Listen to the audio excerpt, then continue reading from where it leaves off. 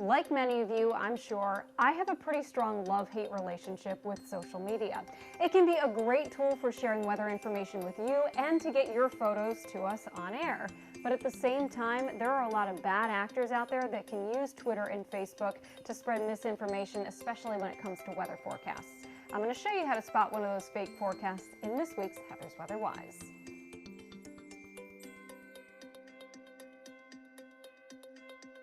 Misinformation can run rampant on the internet, whatever subject you're talking about these days. But for meteorologists, it seems like this has been a thorn in our side for quite a while. The same forecast models that I use are pretty easily accessible to anyone, which, don't get me wrong, is cool. The problem starts when someone with an untrained eye shares the boldest snowfall total or the biggest Arctic blast forecast that they can find.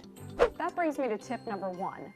Check your sources. It's something we're taught beginning in grade school, and it's a thought exercise that really shouldn't go away when we become adults. Before you take a forecast seriously or go to share it in your social media circle, look to see who published it and make sure they're a trusted weather expert. I mean, you wouldn't go to your local mechanic for dental work, right? So don't trust that person that you kind of knew in high school that stayed in touch with on Facebook, because who knows if you might see them in 3 years. Yeah, don't let that person influence your thoughts on the forecast for the next few days. Instead, make sure the information is coming from a trusted source, and your favorite local meteorologist is usually a good place to start. Tip number 2, watch out for grabby headlines. If there's some clickbaity website that's posted an article promising a big blizzard in Buffalo next Friday, or if there's another article saying you won't believe how much snow western New York will get in 2 days, well, don't believe it, and better yet, don't share it. Tip number 3 is that a weather model is not a forecast. Weather models are a good tool used to sculpt a weather forecast, but they are never part of the final masterpiece. As good as models have gotten over the last couple of decades, they can still make some pretty big mistakes, especially when you're talking about a place like Western New York, where the minute details, when it comes to lake effect snow, really make a big difference. If you see a post like this, take it with a very large grain of road salt. Our official snowfall forecast will always look something like this one that we used a couple of weeks ago.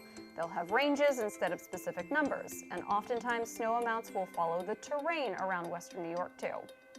But even taking overused yet very legitimate weather models out of the picture still doesn't solve the whole misinformation problem, because just about anybody these days can use Photoshop or something like it to doctor up their own forecast, and some of them can look pretty good too. The thing is, some of them really just don't. Like this one from 2016. Big snow would never target that much of an area of the United States in a single season. So really, all of this comes down to one big rule that some adults should have taught you before you were given that first ride on the internet train. Use your common sense.